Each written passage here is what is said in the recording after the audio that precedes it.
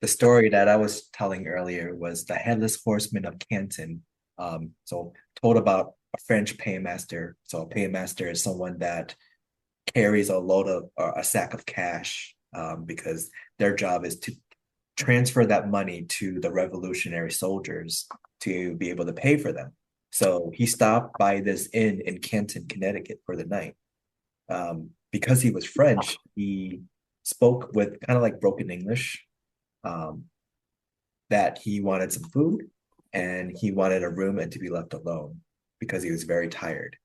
Um, this French paymaster was dressed very nicely, whereas everybody else in the inn was dressed very drab, torn, ragged clothing, very dirty. So you can kind of see the difference in their socioeconomic class, right? Yep.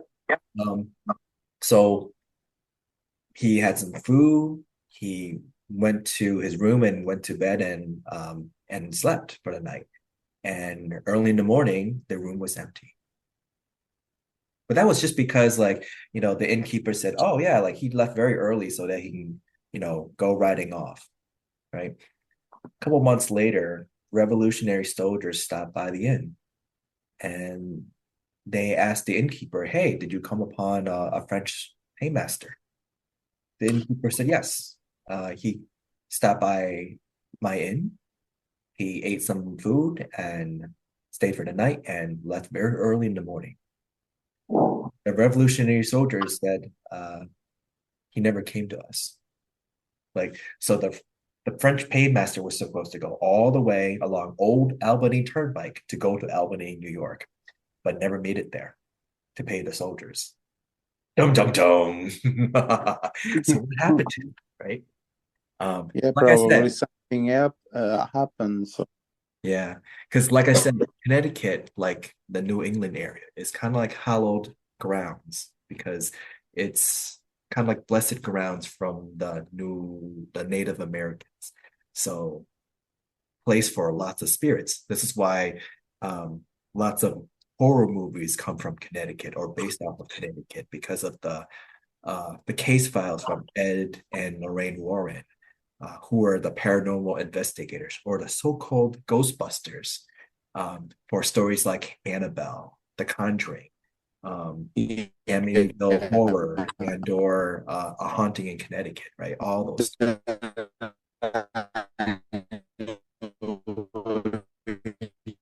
Mhm. But in any case, so they didn't know where the headless horse or like they didn't know where the French paymaster was. But since then, on a misty night, people have claimed to have come upon a horseman, and this horseman had no just galloping along Old Albany Turnpike. Sometime later after that, they have found the dead body of the horse. Yet the paymaster has yet to be found. So it remained a mystery for about a good century until around the mid 1800s. This one person, curious about the story, traveled to this inn. This is around the time after the revolution or the Civil War in the United States. So by this time, obviously, the North had won.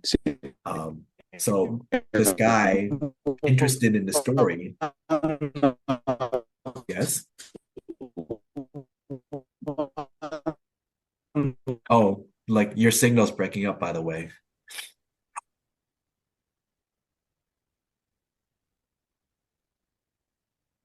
But yeah, um, the person in question was curious about the story, so stopped by the end just to check things out, but did not find anything.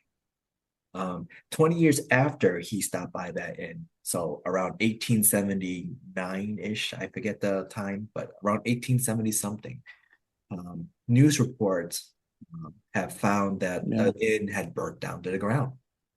So when they sifted through the rubble, they found that the inn had a basement. Inside that basement was a skeleton in which the skull was separated from the head.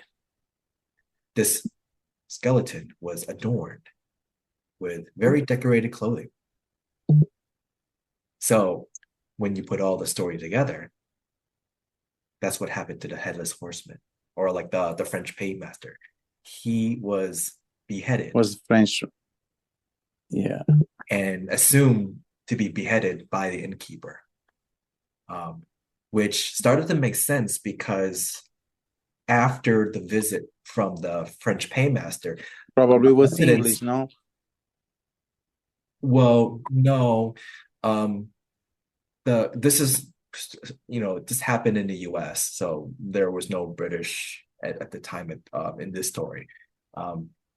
It was Good war. found out though by the citizens of that town of Canton that the inn happened to be decorated by very fancy and well furnished furniture after the visit of the French paymaster.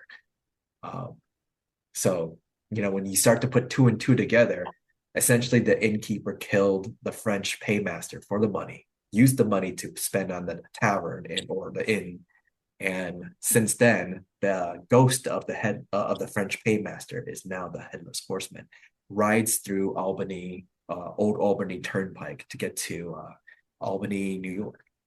And I can tell you that I've actually driven along that road on 50 nights to try to find this ghost, but yet have seen this ghost. But lots of people have already claimed that they've seen the headless horseman till this day.